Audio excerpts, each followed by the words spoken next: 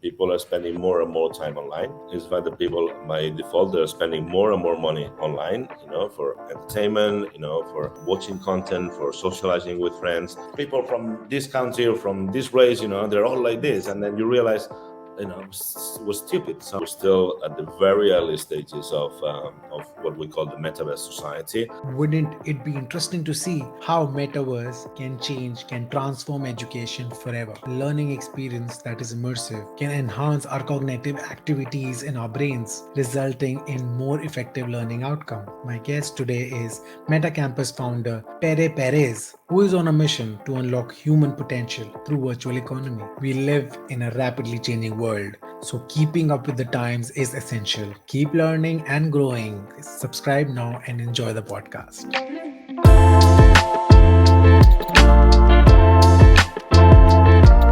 I worked in digital agencies from 1999 to 2007. Pretty much worked in every single department of the company until I got to the point where I was, finance and operations director for 5 digital companies in a media group. And then I worked in the aggressive international expansion of one of our businesses, which was Tango Zebra. It was a rich media ad serving company in preparation for selling the company to DoubleClick/Google. So we completed the sale in 2007. And then after working on the transition of the company to Google, I decided to go back to Barcelona, which is where I'm from, and I had my family there. So there I created or opened up an office of a digital production company with some partners in the UK. But my partners in the UK, they wanted to stay with digital production, and they didn't want to innovate or take on more like creative work. And that's when I decided to create vision to go solo and really to try to innovate in the digital space. So end of 2011 or beginning of 2012, I set up Vision with that purpose of looking how we can start innovating, across the digital ecosystem. And it coincided with what we call the democratization of invention through the crowdfunding platforms like Kickstarter and so on. So we could see that there were lots of new gadgets coming into the market because people had much easier access to financing their prototypes, launching them to the market, and so on. And that what we could see is that would lead towards the what we call the interface revolution.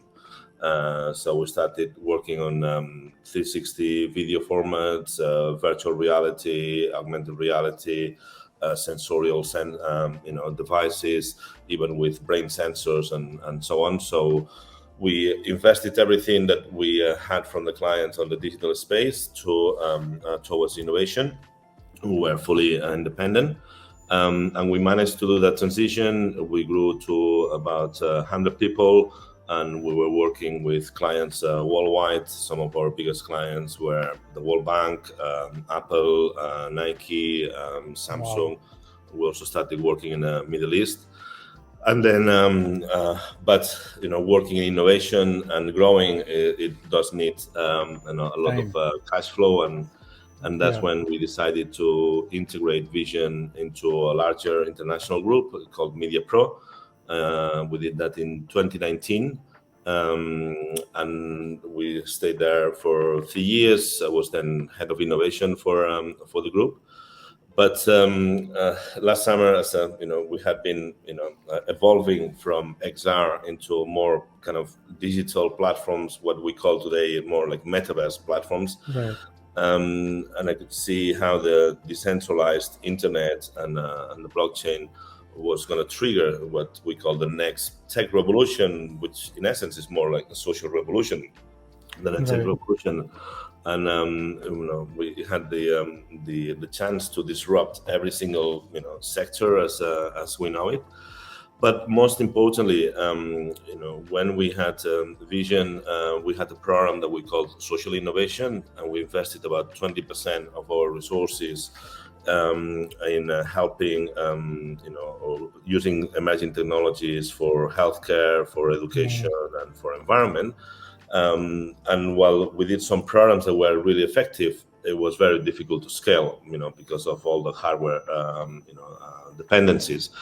So last summer, decided to kind of leave the corporate world and to jump into the next revolution with a view of trying to help drive, positive impact in society at a much, a more scalable way, and that's vision of Metacampus. And Metacampus, what we do is we train and upskill people to adapt their skills into Web3, into decentralized organizations. And then we can see things like privacy being one of the biggest advantages to eliminate bias, to be more inclusive, to not judge people for the access that they had to, you know, um, uh, expensive education or master degrees or things like this. We believe that there is a lot of skills that can be, effectively utilized and add value into the economy, regardless of your race, your background, or also your availability, because Yes. there's a lot of people that can only work certain hours because of family requirements and so on. So the pandemic helped accelerate that thing of remote working, which is another example of the technology was there to do video calls and everything. It's a lot harder to change social habits. Yes. Now we can see that people can work from anywhere, and it's okay if they can dedicate 2 hours a day or 6 hours a day. So that is the real opportunity that we see here, and we want to help in that transition. And for that, we work in 4 pillars. So one is training talent, and Right. really helping them understand the opportunities and prepare them for this. But the other thing is about transforming companies. Our aim here is to decentralize the professional mindset. We really need companies to understand, decentralization as a potential benefit for their organization, and how they can create new business dynamics, more like win-win models that actually benefit the community as well as the organization. Then the third pillar, it is embedding ourselves into the community, the Web3 community, all the Web3 project creators, getting them as contributors, being as the ambassadors of this transition for people. And finally, there is the investing community. So having these 4 pillars, then we're able, to generate a trained, talent pool. We get the brands to be able to implement some of these new solutions to the market. We get the experts to contribute and advise on best practices according to their key learnings. And then we get the investment community to actually fund these new initiatives. So we go from training to transforming to actually realizing and then generating new services for Web3. So our students, they can also, we're able to get them jobs, Jobs. Yeah. from at the end of the program, as well as being part of our, let's say, alumni now, where there's going to be lots of opportunities there, as they grow further. That's lovely because there's so many layers when you talk about Meta Campus. And when I was talking to Allison, I was like thinking that there are so many pillars while you're upscaling a company from Web 2 to Web 3, then telling them about metaverse opportunities, creating different revenue streams for already, which is a good business there, but also upskilling the people who want to learn what is metaverse, what how can they get possible reach, or how can they start earning, especially I think the younger generations. And also COVID did make us realize that you can be of any race or any demography, but if you have the talent, or if you are continuously upskilling yourself, you can earn from anywhere. Like, and also because of the metaverse, there are so many vast amount of new job roles created. Like every other day you find a different kind of designation coming up, because there's so much tech is evolving so fast that you can also create a different kind of designation, for your own self, just by being there. I also, when the first part of the answer you were giving about vision, like 2012 you started, and it was, you were there for like 8 years, 8 9 years, long time. So do you think that time the adoption of augmented reality and virtual reality was very less, because there were no virtual worlds or no immersive, and now things started to change? Yes, we were ambassadors of the technology for a long time, in Yes. the early stages. Um, Even before the first time that we put together a 360 video player with a VR headset, it was a VR headset from Vuzix. Oculus wasn't even in the market yet. That's where we say, right, actually this changes things. This it is a new language. And I remember then when we got the first Oculus from Kickstarter, that Facebook hadn't bought the company yet. So we would go to clients. We had already filmed some demos, and we would show demos to clients. And of course, it was a magic moment, because it was a wow moment. They'd never seen something like this, and Yes. but the answer or the feedback was, "Wow, this is the future." Yeah, I can see cannot this is the accept future, it. and not Yeah. now, but like I'm showing you some demos already. Yes, we can do Yes. things now, and Yes. but so it took a long time to get clients to start experiencing with the technology. Also, it was it had a big dependency on hardware. It was quite precarious in the beginning, but then you have people who innovate. As I always say that there is companies don't there are not innovative companies or non-innovative companies. There are people who innovate Yes. in companies, or people who Yes. are scared of innovation. Correct. Because there's always the brief from the clients, right? I want to do something that has never been done before, but I need a guarantee that it's going to work. And it's like, Yeah. okay, you understand what you're asking, two things that could be incompatible, no? But so, and we've been navigating through this, and that's why our goal was always to not to mislead clients, not to overpromise. We wouldn't say, oh, you have to go to VR because in 2 years mobile phones will disappear. Yes. It Yes. is That's a a slower yeah. adoption, and it can Yes. be effectively used for particular use cases. So it was Right. about finding those use cases where it would make sense to implement those technologies.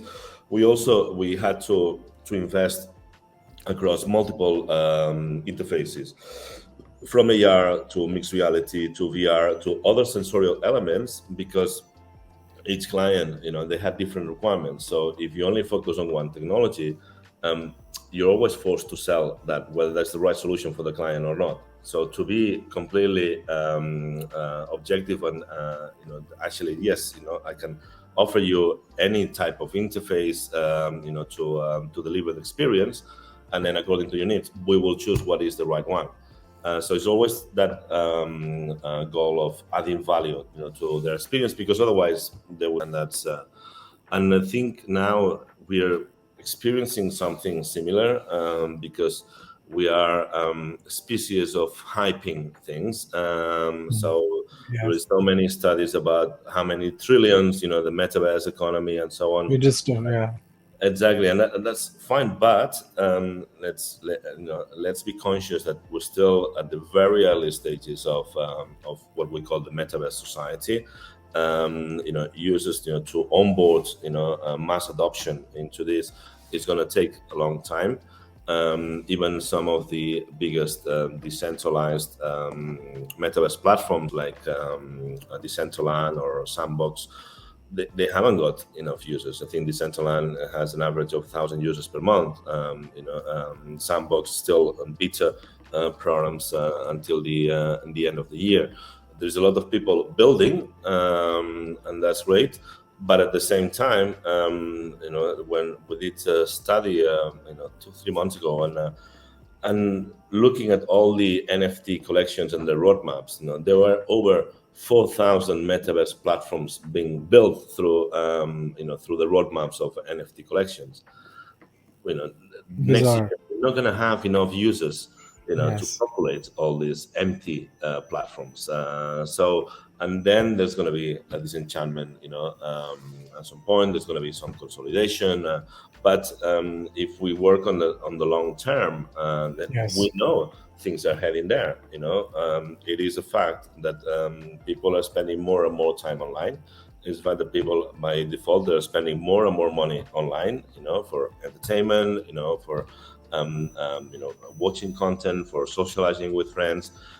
So we are virtualizing our daily lives, and therefore that's where we're heading. And so we're definitely heading there, but it is that hype, process, or the need also to define the terms, Web 2 to Web 3 to Metaverse. My kids don't know the word Metaverse. They are 14 and 16. They are users of Metaverse platforms and social gaming and so on.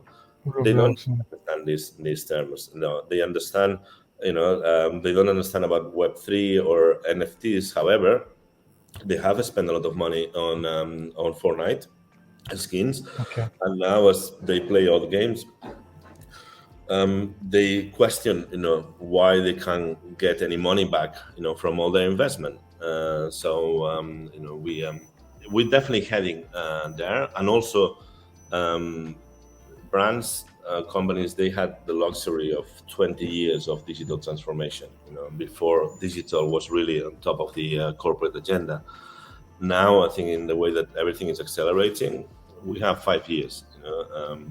My view is that 2030 to me is where we're going to start seeing, the first proper signs of a metaverse society or a virtual society, and communities organized through through tokens, and that has a lot of challenges into from governments to organizations to at the end of the day, how do you preserve culture in particular regions, so that how do you make sure that your generation Z still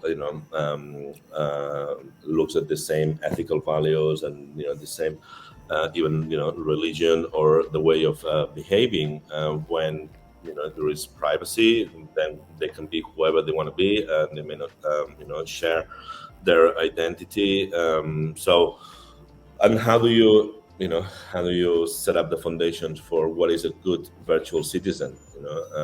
This is one of the issues that we've seen through not having a fully regulated space, which has a lot of benefits, but it has also a lot of risks. When there is nothing, there is not a clear line between what's legal versus illegal, is what's right versus wrong. Then we need to promote those kind of moral values, to try to how do we balance protecting users versus giving freedom and privacy. So it is fascinating. We are creating a new society, and it's really up to us how we say this, and it's probably our last chance to really make a positive impact on how we live in the future. That state. Yeah. No, you're totally right, and I think it's probably one of the typical approaches, but it's a wrong approach. Is when companies think, how can we make money? And yes, they used the same approach when the internet came. Okay, how can we monetize, our presence on the internet? How can we monetize our presence in social media? And now it's how do we monetize our presence into these metaverse Metaverse. platforms? But I think one of the key differences, in the metaverse economy compared to the digital economy, is that the digital economy was an enabler to to reach your customers at a wider scale, more efficiently, but you still have the same product lines. So now, the virtual economy or the metaverse economy is the economic circle, remains mostly, in the virtual environment.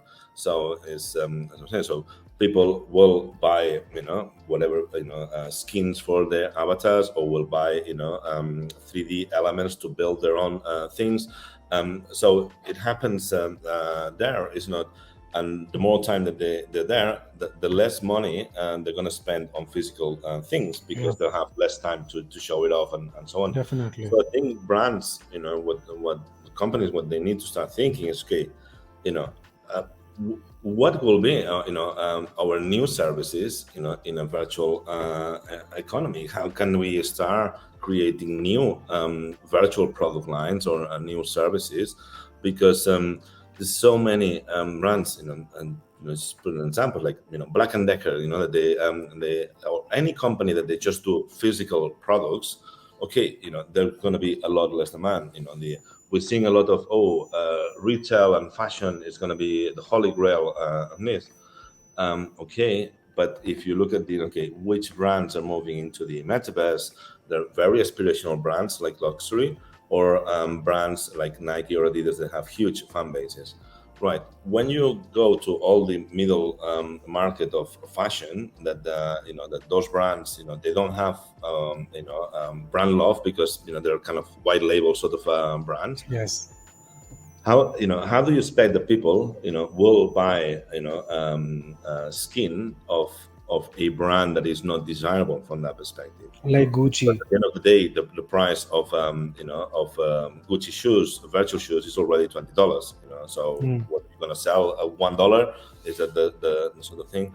So it's rather than thinking, okay, how can I make money there, is to understand how the direct to avatar economy. How can you start thinking of how can you add value into that, and what new lines, because it may be something that is not exactly what you're doing, but it is a parallel, and that's Thing. where companies should really focus. Okay, thinking, okay, imagine, let's put worst case scenario, between climate change and between digitalization. Let's assume that 70% of our lives is already happening in digital, from education to working to Yes. entertaining. Okay, what would be our company position? What would be what would our company be selling in that scenario? I think that's the sort of long-term thinking that they need to do, and then trace it back to start working on how do we get there. Because one thing is for sure, we're not the let's say the physical experience economy, and the free of movement, and everything, and this kind of high consumption of physical goods, and everything.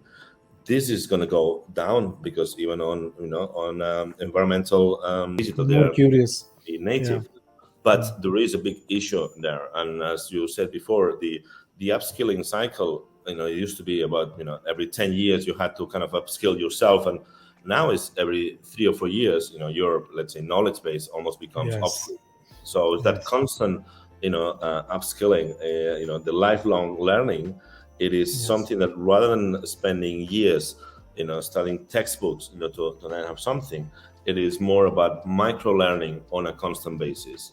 That is how you're going to be prepared for the future, because we call it Web3 now. In 2 years time, we're going to be on Web X, and Yeah. yeah, and it keeps evolving. It's Changing. like Yeah. It's 1 week, you are in the space. Every week in Web3 is like, it feels like 6 months in Web2. okay. Yes. Yes. Yeah. Definitely. I mean, spot on. Yeah. That's really important. It's like it's ever evolving technology, and to that's really important. Like if 53% of 50-year-old people are not that tech savvy, and it can go till 40, that also tells you a story that what you are doing is fantastic, because that's only the way forward.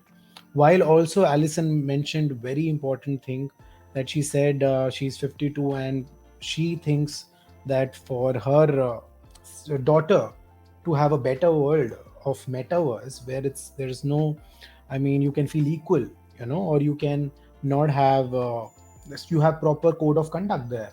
I mean, that's the responsibility of us to make sure that future generations have a better future. I mean, that's a very different way of looking at it. And if we think in this direction, like you mentioned, thinking about value, not about the revenue part, that also gets to how you can help organizations think, giving a different perspective to it, rather than they thinking of how can I scale this.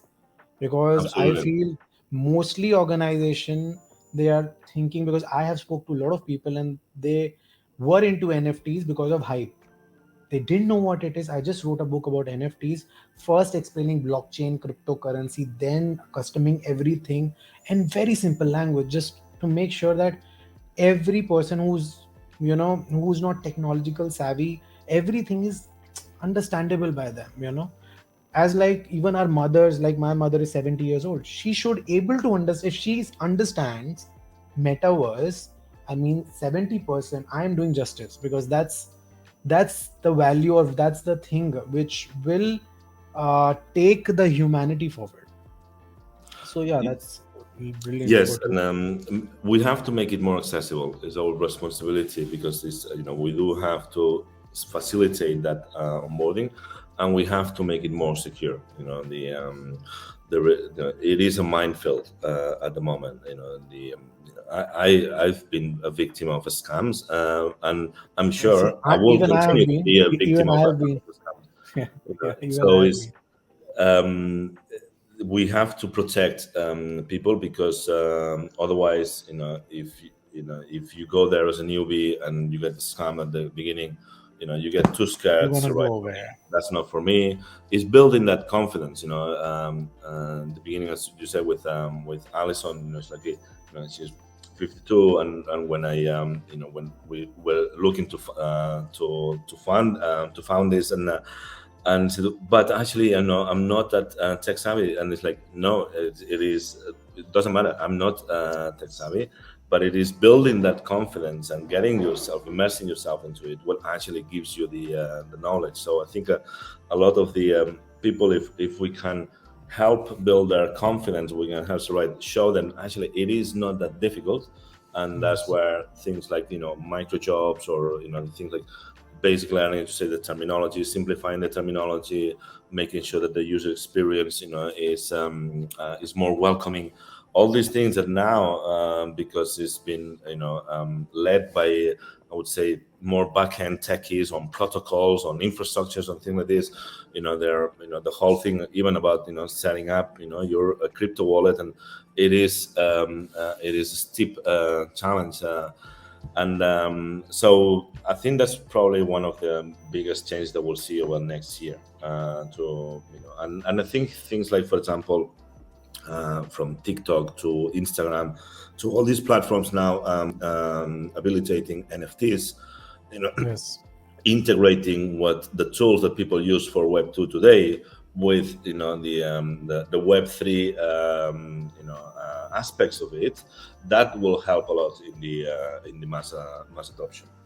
And then in regards to saying, okay, creating a better world for our younger generation, that's definitely what our vision is. I'm a positive person, but I kind of, it's not that I don't give up on preserving the environment, but my view is right. I can see that we're probably too late, and we're not working enough in terms of the physical environment, preserving the physical environment. but at least what we can do is to work on creating a much better digital life. So if we know that our kids are gonna, have a lot more digital life than the natural life that we used to have when we were young, then at least, let's make that virtual life, a lot more enjoyable, but a lot more, empowering them to, to have more ability to influence, to vote, to say things, and to be, a part and influencing part on and that level of ownership and so on.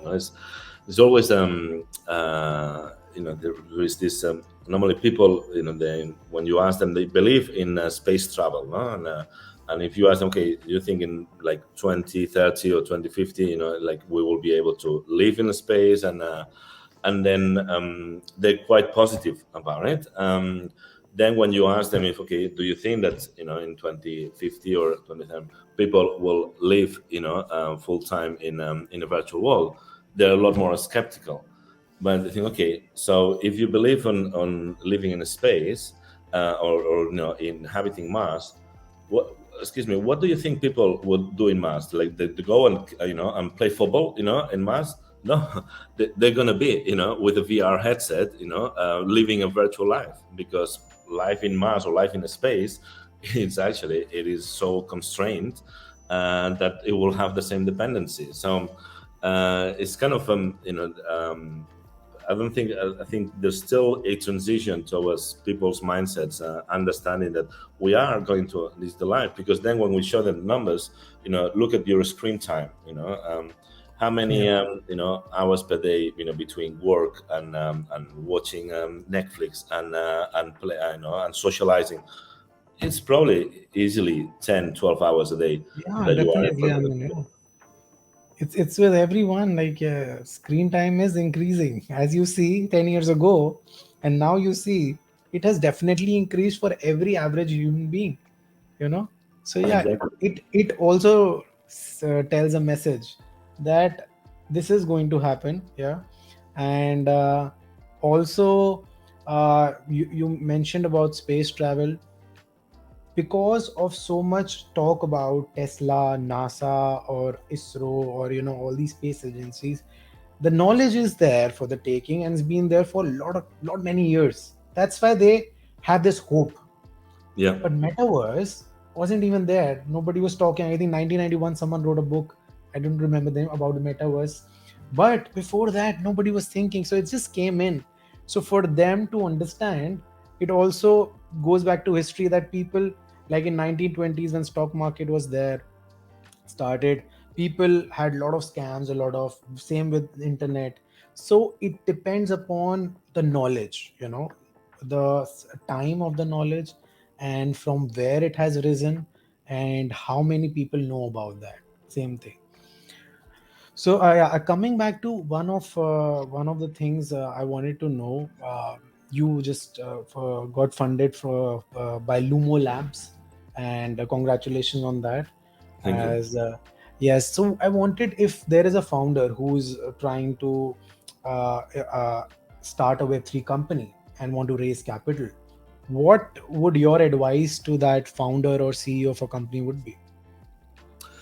Right, and the um, at the end of the day, you have to think that actually, whenever you raise money, you have to treat it as your own money. Yes. With my previous company, I was self-funded. I guaranteed everything. I put all my Same. everything on the line, for Yes. for that. And I think if you come from that background, then if you get external funding, you look after the money in the same way that if it was yours. So that's really important. Then another piece of advice would be, make sure that whatever you ask for is almost, you make it last to the point where you're going to be able to prove the business model, so that you get the second round if you need it, or that you are able to already become profitable and self-sustainable. So I would say, and even if I'm not very good at that, but trying to minimize cost, try to make it Yes. last as long as possible, way more than what you need. And that's the also interesting. The we in the first round, we have Lumo Labs as the lead investors, and then we have 10 private investors as well. But Lumo Labs being the VC, the venture capital, it is important that you have a level of trust with the investing partner. It is someone that you can discuss openly everything, that Yes. they're not going to judge you from day one, that they're not going to try to influence, or when they try to influence, that it is with the best intentions and with their experience and so on. This is really important, that it's like you're working together, you both have the same interest, rather than seeing them as an enemy, or someone that almost like an auditor. They're Yes. if you get that feeling, even from the due diligence process or anything else, don't take it.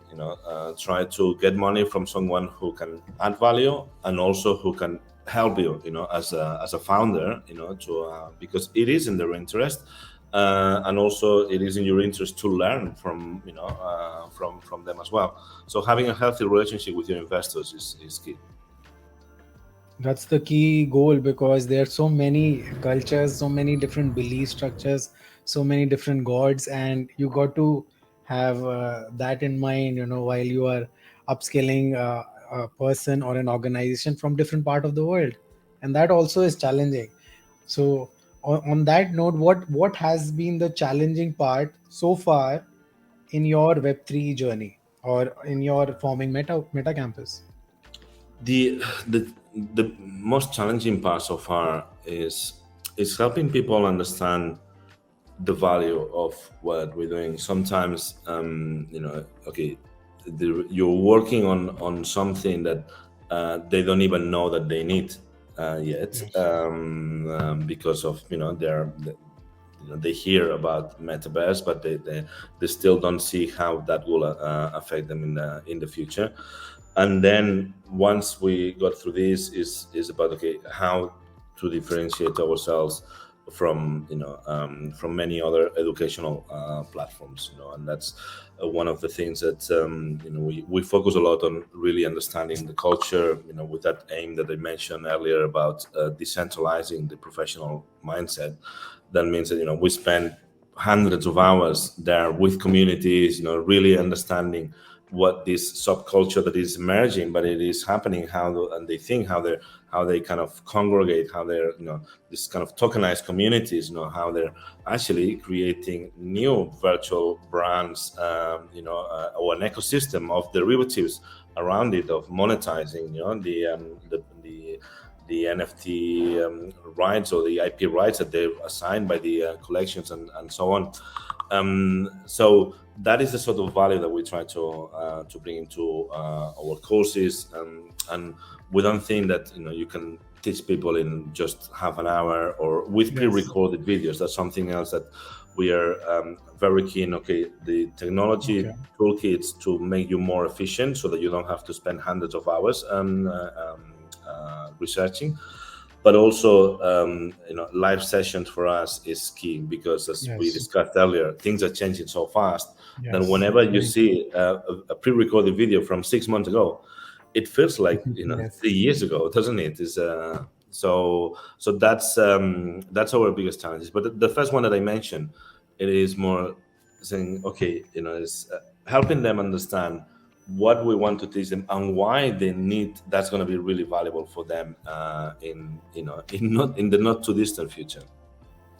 I mean, that's really important.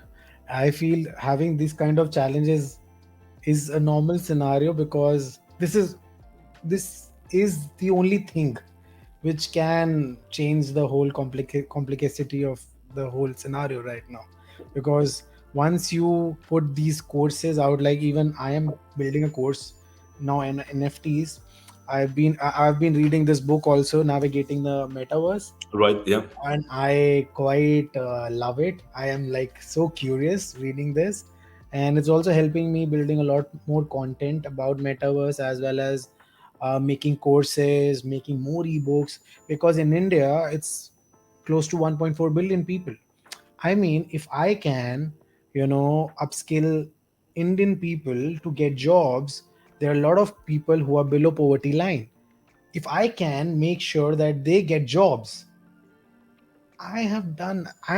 That's my legacy, I would say. I mean, it's not about the Absolutely. money part. I mean, if I am remembered as someone who gave them some sort of way so that they can earn, it will be amazing, because when you be that kind or be helping, you feel something, there's some goosebumps happening. I love that. So yeah, my also job is to, like, you are a company, I'm soul, and I'm just trying to make sure that shift gear, and in India, play a huge role in upskilling or making these courses. And also it's a chance for you in terms of facilitating jobs that they're not about programming, because Yes. India has a lot of talent and it's been used a lot for outsourcing, but mostly on the development side, while that kind of alienates the opportunities for a lot of people that they may not have those programming or more technical skills. And I think now the metaverse, there's a lot of new jobs that are going to come. Virtual hosts, there's things are happening there on those platforms. So you're going to need customer service happening there. You're going to need mods. You're going to need and this can be done by people that are less technical, that also less available, because they could do 2 hours in the morning. They could do it can work according to their schedule. And I think it can have generate those microeconomies that we haven't seen yet in the in the digital economy that we come now. So it is. I do encourage you, to keep working on this, and of course, more than happy to see how we can help you into that, because Yes. for us, it's part of the eliminating bias and being more inclusive.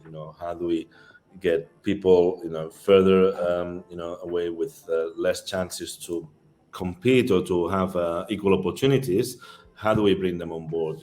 How can we give them the confidence and the necessary skills so that then they can actually apply for those jobs?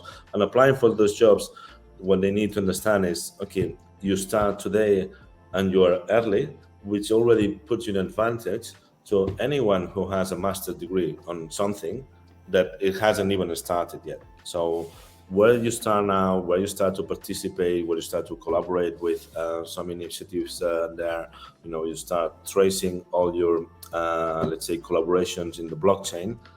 That's what is going to count, in 1 year, 2 years time.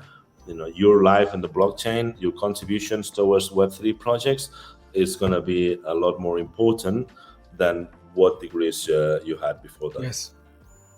Also, when I work with these students, I am also mostly focusing on their personal branding, because to make sure if they are doing some writing article about NFTs, or probably writing something about in their own, like writing about finance, okay, Yeah, so I'm also developing their personal branding in terms of also upskilling them about Web3. So when they go for a job, some company or somewhere, the profile is already in a structured way, what they have written, what they have contributed, and also making sure that giving free kind of education. There are a lot of villages in India, you go there, they are still, we are not able to give proper education right now. And metaverse, absolutely. it's very difficult. But if you see, edtech is booming in India. Startup culture is booming like anything here.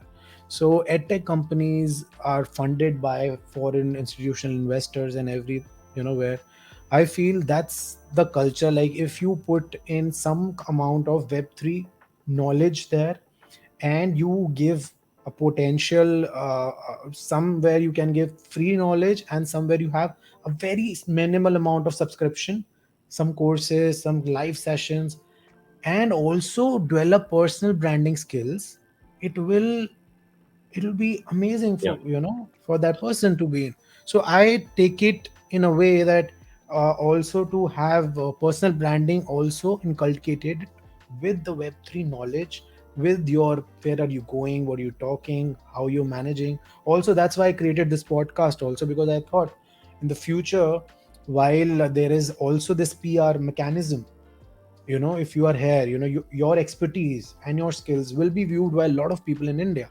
So they will know now, okay, right now is the right time. If we give 2 3 years to Web3, have certain amount of knowledge, have certain amount of experience, we will definitely land a job anywhere, because it's Absolutely. ever evolving market. Yeah. Absolutely. No, and your approach is totally right. And building your profile, making yourself notice, but also it's like showing your willingness to learn. You know, Yes. this is something that is really important. We come from an era of the kind of the influencer, uh, the admiration, and it was all about how many followers you had versus how few people you were following. That kind of gave you the status. One of the good things about Web3 or the Web3 culture is that, It's community okay, with driven. that sense of community, there is a lot of follow Yes. back, and it's more about how many people you follow. How much that shows you how much you're Yes. learning, than Yes. not how many, because we're all learners. Yes. Yes. So, and the fact that we, especially with we see this a lot with rugs, and whenever I've been victim, I wrote about it. I've seen people that they've taken their board tapes away. They had their board tapes taken away, and they write about it. And you put yourself up for a lot of criticism, but helping other people learn about your mistakes, while along the way, is more important than actually someone saying, "Oh, but we told you so many times to have a hard wallet, or not to click on websites." So that's the sort of culture that helps. The knowledge is there. Use it to learn, and show the same generosity. Whatever you learn, share it. You know, Yes. so that, to me, that's one of the nicest things about the Yes. Web3 culture. Yes. I don't know if it's gonna last for a lot longer, but that is right now the opportunity to say, right, the knowledge is there. We're making this as we go along, but we're sharing what we're making successful, where we're failing. Whenever there is all these protocols with Terra and everything, okay, those are things that we learned about. The weakness of some of the structures, the misconceptions about the safety of stable coins, things like this. Fine, that help us make stronger structures going forward. So use that to your own benefit, and do not lose that generosity to say, right, yes, you're gonna That is make very mistakes, important. you're gonna learn, share it, Yes. help others with that. Yes.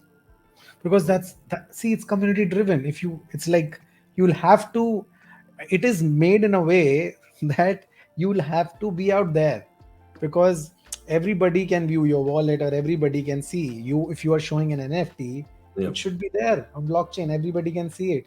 So here you cannot brag, or you cannot fake things. So that's like, that's an automatic mechanism by people becoming a little kind, to the other person, and thinking equals in one world. So that is a crazy thing. It also gives hope to developing nations who are not developed in a way, and they know, like El Salvador has adopted Bitcoin.